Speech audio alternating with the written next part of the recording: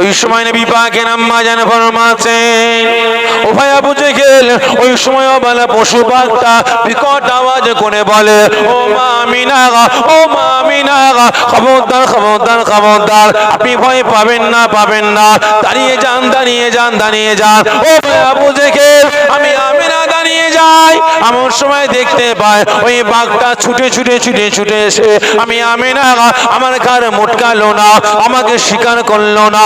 ওই বাঘটা ছুটে ছুটে এসে আমি আমিনা আমার মুখের দিকে তাকি আমাকে সালামটা দিয়ে আমার কদমে চুমা দিয়ে গিয়ে এক পা দু পা তিন পা করে জঙ্গলের দিকে ফিরে যায়। ও ভাই আবু জেহেল, ওই সময় বাঘটা বলেছিল, ও আমিনা, আপনি জানেন না, জানেন না আপনার গর্বে কে আছে? উনি বলেন আল্লাহ পাকের রাসূল, আল্লাহ পাকের হাবিব, আল্লাহ পাকের বন্ধু, আখিরি জামানার পয়গম্বর, রাহমাতাল লিল আলামিন, শাফিল মুজনিবিন, নবী মুহাম্মদ রাসূলুল্লাহ সাল্লাল্লাহু আলাইহি ওয়াসাল্লাম। ও মা আমিনা, আপনি হলেন আমাদের নবী পাকের আম্মা জান, এই সুসংবাদ দিবার জন্য আমি বাঘ জঙ্গল থেকে আপনার কাছে হাজির হয়েছি। জোরে বলবেন না ভাই আবু জেহেল?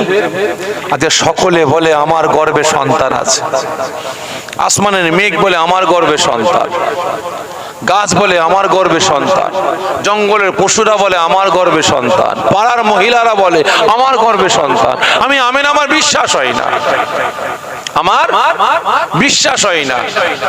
কারণ মহিলাদের গর্ভে বাচ্চা আসলে পেট বড় হয় না ছোট হয়? এই সকলে মিলে বলেন না, পেট বড় হয়। কিন্তু আমি আমিনা বুঝতে পারিনি। ঘরের ভিতরে ঢুকলাম, দেখি তো আমার পেটটা কত বড় হয়েছে। আমি আমিনা যখন দরজা জানলা বন্ধ করে আমি আমিনা আমার পেটটা কত বড় হয়েছে দেখার জন্য যখন আমি আমিনা পেটের কাপড়টা তুললাম, আমি আমিনা ভয় পেয়ে গেলাম। আবু জেহেল প্রশ্ন করে, ভাবি কেন, কি এমন দৃশ্য আপনি দেখেছিলেন? নবী পাকের আম্মা জান ফরমাচ্ছে, ভাই আবু জেহেল, আমি আমিনা যখন পেটের কাপড়টা তুললাম দেখতে পাই আমার ভাঙা কুঠিরটা, অন্ধকার ঘরটা আলোয় আলোকিত হয়ে গেছে।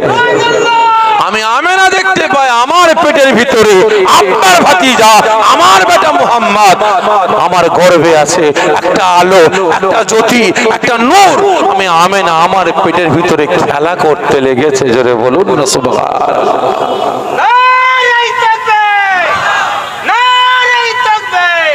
ভাই আবু জেহেল,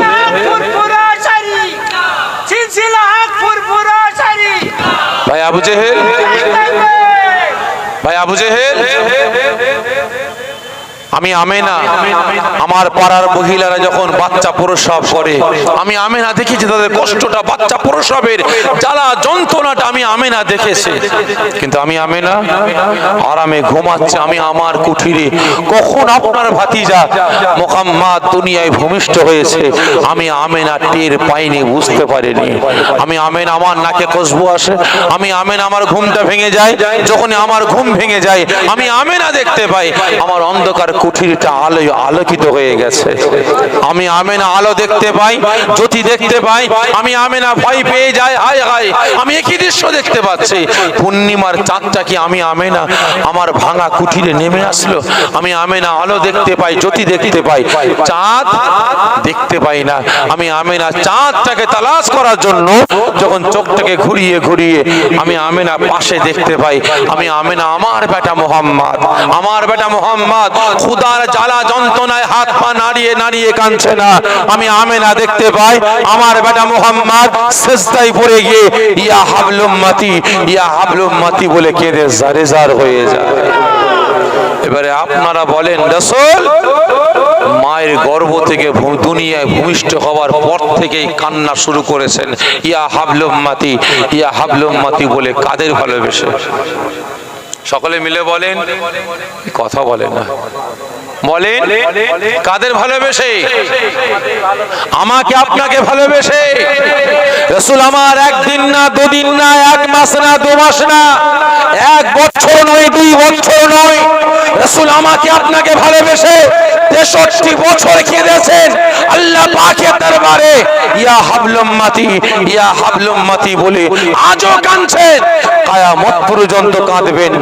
রাসূলের কান্না ওই দিন বন্ধ হবে যেদিন রাসূল আমাকে আপনাকে জাহান্নামের আগুন থেকে বাঁচিয়ে জান্নাতে নিয়ে যাবেন। সেদিন রাসূলের কান্না জোরে বলেন বন্ধ হয়ে যাবে। তাহলে জানতে চাই রাসূল আমাকে আপনাকে ভালোবেসে 63 বছর কেঁদেছেন, আমাকে আপনাকে ভালোবেসে রাসূল মার খেয়েছেন, লাঞ্ছিত হয়েছেন, অপমানিত হয়েছেন। রাসূল আমাকে আপনাকে ভালোবেসে রাসূলের দান মুবারকটা শহীদ হয়েছে, ঠিক না বেঠিক? ভালো করে বুঝবেন। তাহলে জানতে চাই রাসূল আমাকে আপনাকে ভালোবাসেন না বাসেন না? সকলে মিলে বলবেন রাসূল আমাকে আপনাকে ভালোবাসেন না বাসেন না গো? যে ভালোবাসেন। জানতে চাই আপনারা রাসূলকে কতটা ভালোবাসেন? ভালোবাসেন রাসূলকে আপনারা? সকলে মিলে বলেন না। হ্যাঁ ভালোবাসেন? হ্যাঁ ইয়া না ঠিক বুঝতে পারছি না ভাই। রাসূলকে ভালোবাসেন আপনারা? জানের থেকে বেশি না কম? ঠিক করে বলবেন।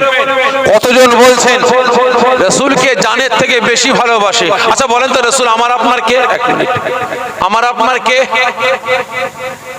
বলেন? রাসূল আমার আপনার কে? জি এই কথা বলে না, শুধু রাসূল আর কিছু না? বলে রাসূল আমার আপনার কে? সাফাতের কান্ডারি। আর রাসূল কে? আমার আপনার নেতা। রাসূল শুধু আমার আপনার রাসূল নয়, শুধু আমার আপনার নবী নয়, তিনি আমার আপনার নেতা, আমার আপনার সরদার, আমার আপনার ইবাদত, আমার আপনার বন্দেগী, আমার আপনার জীবন, আমার আপনার নয়নের মণি, আমার আপনার মাথার তাজ, ঠিক না বেঠিক? বাঁচতে হলে বাঁচবো আল্লাহ আল্লাহ রাসূলের জন্য, আর মরতে হলে মরবো জোরে বলেন আল্লাহ আল্লাহ রাসূলের জন্য। রাজি আছেন তো? রাজি আছেন? কতজন বলছেন রাসূলকে নেতা বলে মানি, সরদার বলে মানি? একটু যাচাই করব ভাই, যাচাই করব। এক মিনিট ভাই, যাচাই করব। বর্তমান দিনে যাদের জন্য ভাই ভাই সম্পর্ক ছিন্ন করছেন, বাপ বেটার সম্পর্ক ছিন্ন করছেন, চাচা ভাইপোর সম্পর্ক ছিন্ন করছেন, মুসলমান মুসলমানের সম্পর্ক ছিন্ন করছেন, এদেরকে নেতা বলে মানেন না রাসূলকে নেতা বলে মানেন? সকলে মিলে বলেন এদেরকে না রাসূলকে? কতজন বলছেন হ্যাঁ রাসূলকে জানের থেকে বেশি ভালোবাসি, রাসূলকে নেতা বলে সরদার বলে মানি? হাত উঁচা করে দেখা। জোরে তাকবীর দেন, নারে তাকবীর, আর জোরে নারে তাকবীর। উম্মতে মুহাম্মাদি গো, উম্মতে মুহাম্মাদি গো, নারে তাকবীর। হাত নামিয়ে দেন। রাসূলের পক্ষে সত্যের হাত তুললেন না মিথ্যা? যে জান্নাতের বাগানে বসে সত্য বলবেন, মিথ্যা বলবেন না। রাসূলের পক্ষে সত্য হাত তুললেন না মিথ্যা? মিথ্যা মিথ্যা খারাপ মনে নেবেন না, বুঝে সত্য বাস্তব বলতে মিথ্যা বললেন। রাসূলকে নেতা বলে মানেন, নীতি মানেন না, আদর্শ মানেন না। আর আজ যাদের জন্য ভাই ভাই সম্পর্ক নেই, চাচা ভাইবোর সম্পর্ক নাই, মুসলমান মুসলমানের একতা ঐক্য ভ্রাতৃত্ব ভালোবাসা ধ্বংস ধূলিসাৎ করে বেড়াচ্ছেন, এদেরকে আপনারা নেতা বলে মানেন না, রাসূলকে নেতা বলে মানেন। শুরুয়া হালাল বুটুয়া হারাম, কি তাই তো নাকি? শুরুয়া হালাল বুটুয়া হারাম। রাসূলকে নেতা বলে মানি, নীতি মানি না, আর এদেরকে নেতা বলে মানি না, নীতিটা মানি, তাই তো নাকি গো?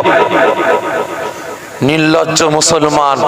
আজকে আমি আপনি লাঠি ঝাঁটা জুতো খাবো না তো কারা খাবে? আজকে দিকে দিকে আমি আপনি মুসলমান, মার খাবো না তো কারা খাবে? খারাপ মনে নেবেন না। রাসূলকে নেতা বলে মানেন, আল্লাহকে সাক্ষ্য রেখে বলছি রাসূলকে নেতা বলে মেনেছেন। রাসূলের নীতি, রাসূলের আদর্শ, রাসূলের সুন্নাত যদি মেনে চলতেন, তাহলে এই মুসলমান আজকের দিনে বর্তমান দিনে এই মুসলিম সমাজটাকে শায়েস্তা করার জন্য এসআইআর হতো না, নোটবন্দি হতো না, আপনার জিএসটি হতো না, সিএএ হতো না, এনআরসি হতো না। মুসলিম সমাজটাকে শেষ করার জন্য আজকে বিভিন্ন রকমের প্ল্যান হতো না, ঠিক না বেঠে? আজকে মসনাদে রাসূলকে নেতা বলে মানতাম, সরদার বলে মানতাম, তাহলে আজকে বেঈমান বেদিনদের গোলামতি করে বেড়াতে হতো না। এই মুসলমান আজকে না চাইতেই রাসূলের পক্ষে থাকলে, শরিয়াতের পক্ষে থাকলে আল্লাহ পাক এই বাংলা থেকে নিয়ে দিল্লি পর্যন্ত মাসনাদটা এই মুসলমানদের দান করে দিতেন, ঠিক না বেঠে? আজকে হাত তুলে বলতেন রাসূলকে ভালোবাসে, জানের থেকে বেশি। কতটা জানের থেকে বেশি আওয়াজ দিলেন, কতটা ভালোবাসেন। হযরতে সুমাইয়া, হযরতে সুমাইয়া মাসুম, কম বেশি 18 বছর বয়স। রাসূল পাক সাল্লাল্লাহু আলাইহি ওয়াসাল্লাম তিনাকে দেখার সাথে সাথে মুগ্ধ হয়ে গেলেন, দেওয়ানা হয়ে গেলেন, থাকতে পারলেন না।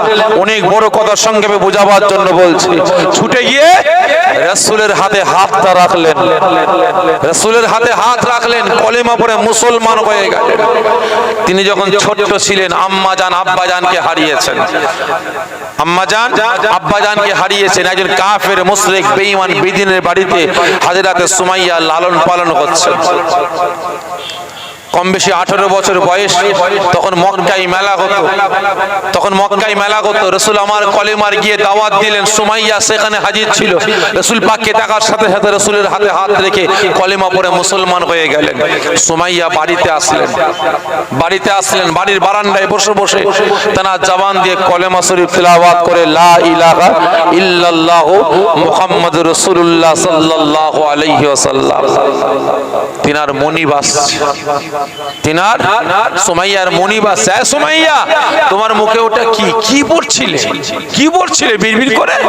মনিব, আমি আপনার দাসী, আমি আল্লাহকে এক আল্লাহ বলে বিশ্বাস করে নিয়েছি। আখেরি জামানার পয়গম্বরকে, আখেরি জামানার নবীকে, ওই মুহাম্মদকে নবী বলে গ্রহণ করে নিয়েছি। তিনার পবিত্র জবানের এত সুন্দর বাণী লা ইলাহা ইল্লাল্লাহু মুহাম্মাদুর রাসূলুল্লাহ সাল্লাল্লাহু আলাইহি ওয়াসাল্লাম, আমি সুমাইয়া যখন শ্রবণ করে থাকতে পারি না, আমি মুগ্ধ হয়ে গিয়ে তিনার হাতে হাত রেখে কলেমা পড়ে মুসলমান হয়ে গেলাম। মনিব, আপনি একবার কলেমাটা পড়েন না, এত সুন্দর শান্তি পাবেন, এত তৃপ্তি পাবেন, বলে বোঝানো যাবে না। মনিবের মাথা গরম। এই তোর এত বড় সাহস, তোর এত বড় সাহস, আমার খাবি, ঘরের খাবি আর বোনের মোস্তারাবি? তুই আমার খাবি আর মুহাম্মাদের প্রশংসা করবি? আমার খাবি, মুহাম্মাদের রবের প্রশংসা করবি? এখনই কলেমা ছেড়ে দে, এখনই কলেমা ছেড়ে দে। হযরতে সুমাইয়া বললেন, মনিব, আমি আপনার দাসী, আপনি আমাকে যা বলবেন তাই শুনবো, যা বলবেন তাই শুনবো, কিন্তু আমি সুমাইয়া আমার জবান দিয়ে কলেমাকে ছাড়তে পারবো না, কলেমা ছাড়তে পারবো না। মনিব, মনে ব্যথা নেবেন না, যদি আপনি আমাকে মেরেও ফেলেন, আমি সুমাইয়া মরে যাব, তবুও আমার জবান দিয়ে কলেমা ছাড়বো না। অনেক বড় কথা সংক্ষেপে বোঝাবার জন্য বলছি। এত বড় সাহস, আমার খাবে আর মুহাম্মাদের রবের প্রশংসা করবে? হতে পারে না। সুমাইয়ার উপরে অত্যাচার নির্যাতন শুরু করলো। সুমাইয়া সমস্ত কষ্ট অত্যাচার সহ্য করলেন, তবুও তিনার জবান দিয়ে কলেমা ছাড়লেন না। মনিব থাকতে না পেরে তিনার কওমের সমস্ত মানুষদের ঘোষণা করে দিলেন, জানিয়ে দিলেন যে আজ মুহাম্মদকে নবী বলে মেনে নিয়েছে আমার বাড়ির দাসী, ওর আল্লাহকে আল্লাহ বলে মেনে নিয়েছে। আজকে সুমাইয়াকে কষ্ট দিয়ে দিয়ে মারবো। তোমরা সকলে হাজির হও। বিরাট বড় ময়দান, বিরাট বড় ময়দান। কাফের মুশরিকেরা, বেঈমান বেদিনেরা সকলে আনন্দ খুশি করার জন্য, ফুর্তি করার জন্য হাজির হয়ে গেছে যে মুহাম্মাদের পাগলকে কষ্ট দিয়ে দিয়ে মারা হবে, আমরা আনন্দ করব, কষ্ট করব, খুশি করব। সকলে ময়দানে এসে হাজির। বিরাট বড় ময়দান ঘেরাও করে দাঁড়িয়ে আছে। আর সুমাইয়ার মনিব ঘোড়ার পিছনে, ঘোড়ার লাগামে হযরত সুমাইয়ার দুটো পাকে বেঁধেছে। পাকে বেঁধে টেনে টেনে টেনে টেনে টেনে টেনে ওই ময়দানের বিচখানে এসে হাজির হয়েছে। ময়দানে বিচখানে হাজির হয়েছে, আর একটা ঘোড়া নিয়ে আসা হলো। কাফের মুশরিক বেঈমান বেদিন চিৎকার করে বলে, এ সুমাইয়া, আমি তোমার মনি বলছি এখনো সময় আছে, আল্লাহকে ভুলে যাও, মুহাম্মদকে ছেড়ে দাও, কলেমা ভুলে যাও, আমার ধর্মে ফিরে এসো। তুমি যা চাইবে আমি তোমার মনে তোমাকে সেটাই দেবো, তোমাকে আজাদ করে দেবো। আমি কথা দিলাম তোমাকে নেকা করে নিয়ে রানী বানিয়ে রাখবো। হাজরাতে সুমাইয়া বলেছিলেন, মনি আপনি আমাকে যত পারেন কষ্ট দেন, আপনি আমার উপরে যত পারেন অত্যাচার জুলুম নির্যাতন করেন, আমি সুমাইয়া সয়ে নেব। সইতে না পারলে মরে যাব। আমার জবান দিয়ে আমি কলেমা, জোরে বলেন, কলেমা ছাড়বো না। আর আজকে হাত তুলে বলছেন রাসূলকে ভালোবাসি, কি তাই তো নাকি গো? লজ্জা করে না? রাসূলকে জানের থেকে বেশি ভালোবাসেন। আপনি একটা কোরআনের পক্ষে আওয়াজ তুলতে পারেননি, শরিয়াতের পক্ষে আওয়াজ তুলতে পারেননি, ইসলামের পক্ষে আওয়াজ তুলতে পারেননি, কলেমার পক্ষে আওয়াজ তুলতে পারেননি। আপনি একজন মুসলমানের ঘরের বাচ্চা হয়ে আরেকটা প্রকৃত মুসলমানের পক্ষে আপনি দাঁড়াতে পারেননি। আপনি একজন অসহায় গরিব মুসলমানের পক্ষে আপনি দাঁড়াতে পারলেন না। আপনি বেঈমান বেদিনদের পক্ষে গিয়ে আজকে শরিয়াতের আইন কানুন বিধানগুলোকে জবে কুরবানি করে বেড়াচ্ছেন, একটু অর্থের জন্য, টাকার জন্য ঈমানকে বিক্রি করে বেড়াচ্ছেন। আবার আওয়াজ দিয়ে বলছেন আপনি রাসূলকে জানের থেকে বেশি ভালোবাসেন। কথা খারাপ লাগছে নাকি আপনাদের? আমার ভাষাটাই কিন্তু এরকম ভাই, ভালো করে বুঝবেন। আজকে একটু অর্থের জন্য, টাকার জন্য নিজের ঈমান আমল আকীদাগুলোকে বেঈমানদের কাছে বিক্রি করে বেড়াচ্ছেন। রাজ বলছেন কিনা রাসূলকে জানের থেকে বেশি ভালোবাসে। হযরতে সুমাইয়া যখন এই কথা বলে মুনিবের মাথা গরম থাকতে পারে না। মুনিব কি করলো? দুটো ঘোড়ার লাগাম এক জায়গায় নিয়ে এসে হযরতে সুমাইয়া রাদিয়াল্লাহু তাআলা আনহার দুটো পায়ে ঘোড়ার লাগামটা বেঁধে দিয়েছে। এ সুমাইয়া, আমি তোমার মুনিব বলছি এখনো সময় আছে, এখনো সময় আছে। আল্লাহকে ভুলে যাও, মুহাম্মদকে ছেড়ে দাও, কলেমা ভুলে যাও, আমার ধর্মে ফিরে এসো, আমার রবকে রব বলে গ্রহণ করে নাও, তোমাকে আজাদ করে দেবো, তোমাকে মুক্তি দিয়ে দেবো। তুমি যা চাইবে আমি তোমার মনিব কথা দিলাম তোমাকে সেটাই দান করব।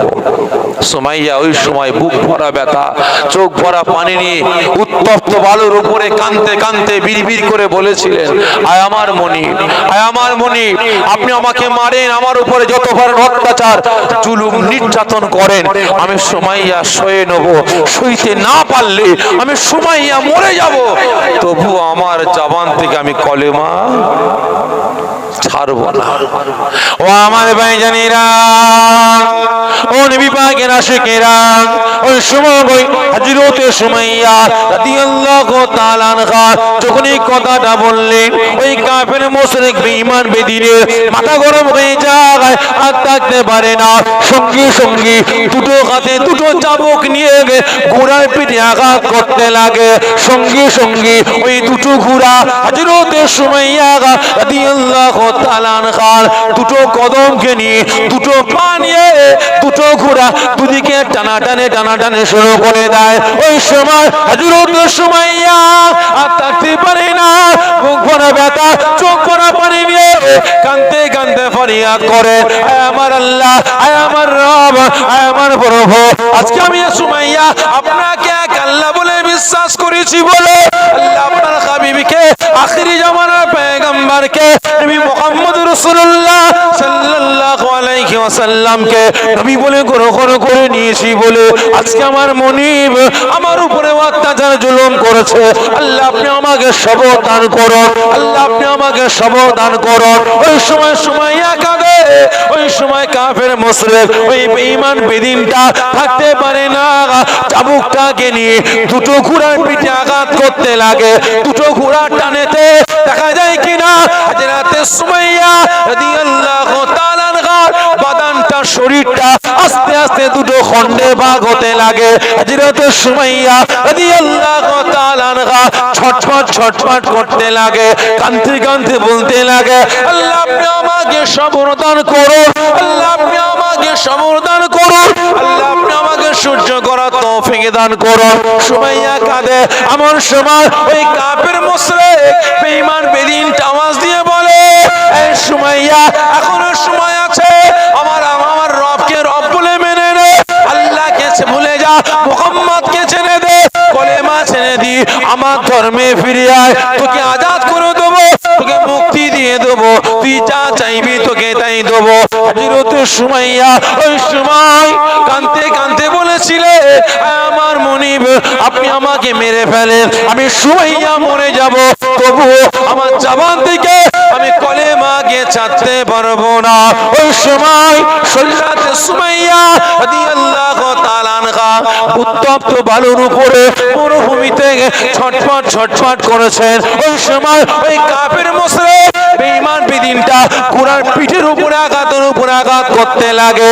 এমন সময় দেখা যায় কিনা হযরত সুমাইয়া রাদিয়াল্লাহু তাআলা আনহার বাদানটা দুটো টুকরো হতে হতে যখন বুক পর্যন্ত আসে, হযরত সুমাইয়া আর থাকতে পারে না, বিকট আওয়াজ করে বলতে লাগে, আল্লাহ আপনি আমাকে সমাধান করুন, লা ইলাহা ইল্লাল্লাহ মুহাম্মাদুর রাসূলুল্লাহ সাল্লাল্লাহু আলাইহি ওয়াসাল্লাম। এই কলিমা পড়তে পড়তে হযরত সুমাইয়া রাদিয়াল্লাহু তাআলা আনহা ওই জায়গাতে শহীদ হয়ে গেলেন। কলেমা ছেড়েছিল, জোরে বলেন, কলেমা ছেড়েছে, রাসূলকে ভুলেছে, রাসূলের আদর্শ ভুলেছে, জোরে বলেন, ভুলেনি। আর আজ আমি আপনি রাগ করছেন নাকি আমার উপরে ভাই? আমি আপনি কি করছি? একটু অর্থের জন্য, টাকার জন্য, ধন সম্পত্তির জন্য, চেয়ার গদির জন্য রাসূলকে দূরের কথা, ইসলামকে দূরের কথা, এই মুসলমান আমি আমার নীতির ছেড়ে দিয়ে আজকে বেঈমান বেদিনদের নীতিটাকে গ্রহণ করতে লেগেছি, ঠিক যাবে? তাই সকলকে বলছি এখনো সময় আছে, মুসলমান পরিবর্তন হন, পরিবর্তন হন, আকীদা ঠিক করুন, কাজে লাগবে, না হলে সব শেষ। নামে তাল পুকুর ঘটি ডোবে না, নাম মুসলমান, সাইনবোর্ড মুসলমান, কিন্তু হলে কি হবে? মরে গেছে। একজন মুমিনকে যেমন গোসল দেওয়া হয়েছে আপনাকেও গোসল দেওয়া হবে, একজন মুমিনকে যেমন কাপড়ের কাপড় পরানো হয়েছে আপনাকেও কাপড়ের কাপড় পরানো হবে। মরে গেছে। একজন মুমিনকে যেমন জানাজার নামাজ পড়িয়ে দাফন দেওয়া হবে আপনাকেও ঠিক তেমন জানাজার নামাজ আদা করে দাফন দেওয়া হবে, কিন্তু হলে কি হবে? মুমিনের কবরটা হবে জান্নাতের বাগান, আর আমার আপনার কবরটা তো দূরের কথা, এই ভেতরটা আগে থেকে জাহান্নামের আতুর ঘর হয়ে থাকবে। সকলকে বলছি পরিবর্তন হন। আল্লাহুম্মা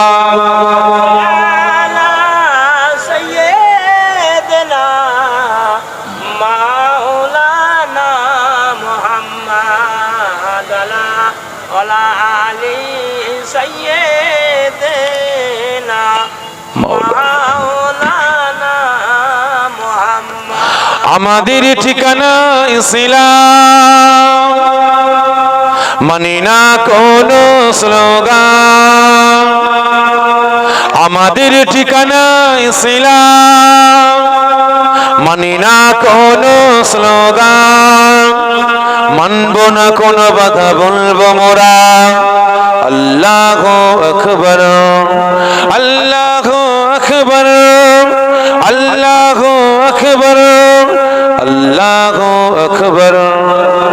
যার কোনো হক নেই, নেই কোনো ভয় নেই, সাথে মোদির আল্লাহ মুখান। যার কোনো হক নেই, নেই কোনো ভয় নেই, সাথে মোদির আল্লাহ মুখান। লা ইলাহা ইল্লাল্লাহ মোদির নেতা রাসূলুল্লাহ, এছাড়া মোরা নেতা দেখি নাই, এছাড়া মোরা নেতা দেখি নাই। আমাদের ঠিকানা ইসলাম, মানি না কোনো স্লোগান, মানব না কোনো বাধা, বলবো মোরা আল্লাহু আকবার, আল্লাহুম্মা সাল্লি আলা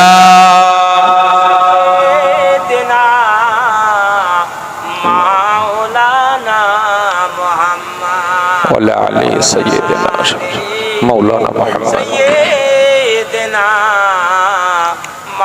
আমার দিনদার ইমানদার নেককার পরিজগার নামাজি মুসল্লি আল্লাহওয়ালা বয়োজ্যেষ্ঠ আব্বা জানেরা, জওয়ান যুবকেরা, তাই প্রত্যেকের কাছে অনুরোধ করছি, এখনো সময় আছে। আল্লাহ পাকের পক্ষে আসুন, রাসূলের পক্ষে আসুন, শরিয়াতের পক্ষে আসুন, ইসলামের পক্ষে আসুন।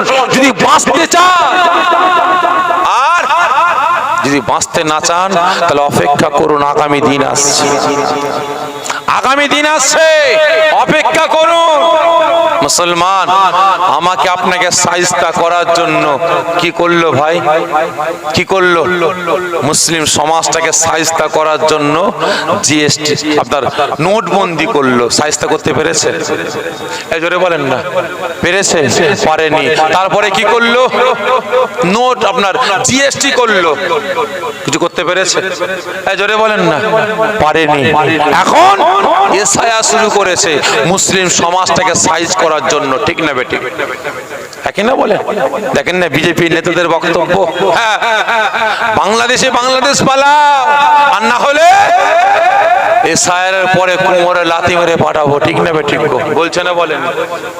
মুসলমানের ঘুম হারাম, কি তাই তো নাকি গো? মুসলমানের ঘুম হারাম না হারাম না?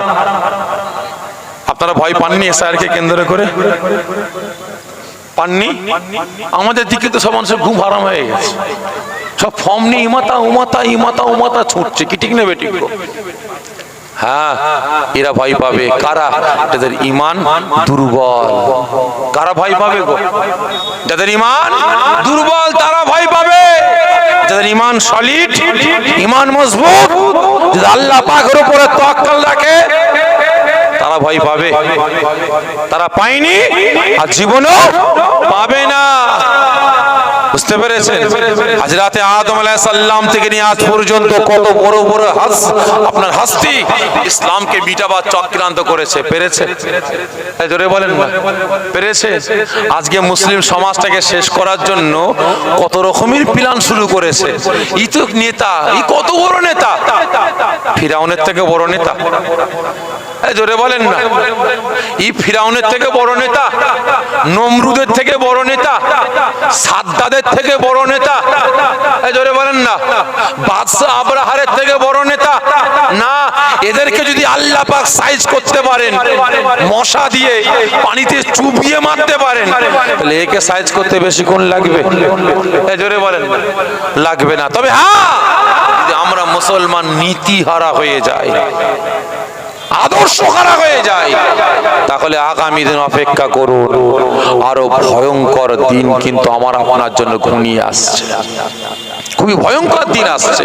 তাই প্রত্যেকের কাছে জোরে হাত করে বলবো, এখনো সময় আছে মুসলমান, এক হন, শরিয়াতের পক্ষে আসুন, রাসূলের পক্ষে আসুন, আল্লাহ পাকের পক্ষে আসুন, ইসলামের পক্ষে আসুন। মুসলমান মুসলমানের পক্ষে আসুন, কাজে লাগবে, না হলে সব শেষ। আজকে হাত তুলে আওয়াজ দিয়ে বললেন, আল্লাহ আল্লাহ রাসূলকে জানের থেকে বেশি ভালোবাসেন। কতটা কতটা? আর আজকে রাসূল আমাকে আপনাকে কতটা ভালোবাসেন, কতটা পিয়ার করেন। একদিন আম্মা জান হযরত আয়েশা সিদ্দিকা রাদিয়াল্লাহু তাআলা আনহা, তিনি হুজরাখানায় রাসূল পাক সাল্লাল্লাহু আলাইহি ওয়াসাল্লাম আসলেন। গোসলখানায় গোসল করতে গেছেন। অনেক বড় কথার সঙ্গে বুঝাবার জন্য বলছে, বিভিন্ন দিক নিয়ে আলোচনা করছে বুঝাবার সাথে। রাসূল আমার গোসলখানায় গোসল করতে গেছেন। আম্মা জান হযরত আয়েশা সিদ্দিকা রাদিয়াল্লাহু তাআলা আনহা যখন দেরি হচ্ছেন, আওয়াজ দিয়ে উঠলেন, ইয়া রাসূলুল্লাহ, ইয়া হাবিবাল্লাহ, হুজুর। কি আয়েশা, আপনার কি গোসলখানা থেকে আসতে দেরি হবে? কেন আয়েশা? হুজুর, আমি শখ করেছি আপনার নুরানি বাদান মুবারকে একটু তেল মাখাবো। তাই নাকি? ঠিক আছে আয়েশা, আপনি অপেক্ষা করেন, আমি রাসূল যাচ্ছি। নবী আমার গোসলখানা থেকে গোসল কমপ্লিট করে নুরানি বাদান মুবারকে চাদর মুবারকটা ঢেকে বাইরে আসলেন। আয়েশা, আপনি তেল মাখাবেন? আমি রাসূল আমার বাদানে? জি হুজুর। ঠিক আছে, আপনি বসেন। আম্মা জান পিছনে আর সামনে আছে কে? রাসূল পাক। আম্মা জান পিছনে, সামনে আছেন রাসূল পাক। কি হলো আয়েশা? আমার নুরানি বাদানে তেল মাখাবেন, শখ করেছেন, মাখান। নবী আমার যখন হুকুম দিলেন, আম্মা জান হযরত আয়েশা সিদ্দিকা রাদিয়াল্লাহু তাআলা আনহা নবী পাক সাল্লাল্লাহু আলাইহি ওয়াসাল্লাম হুজুরের নুরানি বাদান মুবারক থেকে চাদর মুবারকটা যখনই তুলেছেন, তোলার সঙ্গে সঙ্গে নুরানি বাদানের চাহার অবস্থাটা দেখে থাকতে পারলেন না, চাদর মুবারক ছেড়ে দিয়ে কাঁদতে আরম্ভ করেছেন। নবী আমার বলেন, কি হলো আয়েশা? তেল মাখান। আয়েশা, আপনি তেল মাখান। কি হলো, মাখাচ্ছেন না কেন? কি হলো, তেল মাখান?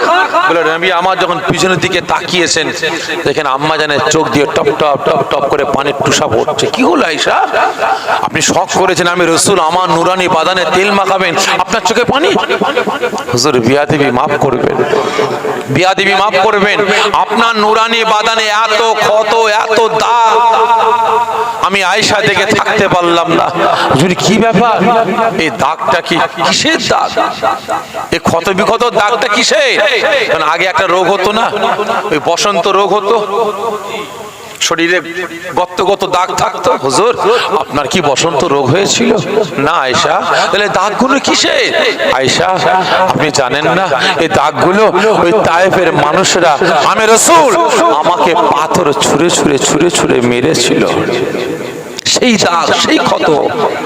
আমাদের হযরত আয়েশা সিদ্দিকা রাদিয়াল্লাহু তাআলা আনহা ফরমাচ্ছেন, হুজুর তায়েফের মানুষেরা আপনার উপরে এত অত্যাচার করেছিল, এত জুলুম করেছিল, আপনার টোটাল নুরানি বাদানটা ক্ষত বিক্ষত হয়ে আছে। হুজুর আমি আয়েশা থেকে থাকতে পারি না। হুজুর আপনি তো আল্লাহ পাকের দরবারে যা চান আল্লাহ পাক সেই দোয়া কবুল করেন। তবে হুজুর কি কোন স্ত্রী না চায় তার স্বামীর শরীর খারাপ থাকুক? কোন স্ত্রী চায় যে তার স্বামীর নুরানি বাদানে এই দাগগুলো থাকুক? হুজুর আমি আয়েশা একটা কথা বলবো। কি কথা আয়েশা? বলেন না। হুজুর আপনি রাখবেন? কি কথা আয়েশা বলেন না। হুজুর আপনি আল্লাহ পাকের দরবারে একটু দোয়া চান না, আল্লাহ পাক যেন আপনার নুরানি বাদানের দাগগুলোকে আল্লাহ ভালো করে দেয়, আল্লাহ ভালো করে দেয়। ও আমার ভাইজানেরা, ও নবী পাকের আশিকেরা, ওই সময় আল্লাহ পাকের রাসূল, আল্লাহ পাকের হাবিব বাপরা মাগারা নবী, এতিমে সেই নবী আমার সঙ্গে সঙ্গে চিক মেরে কেঁদে উঠলেন, কাঁদতে কাঁদতে বলে উঠলেন, ওরে আয়েশা রে আপনি কি কথা বললেন?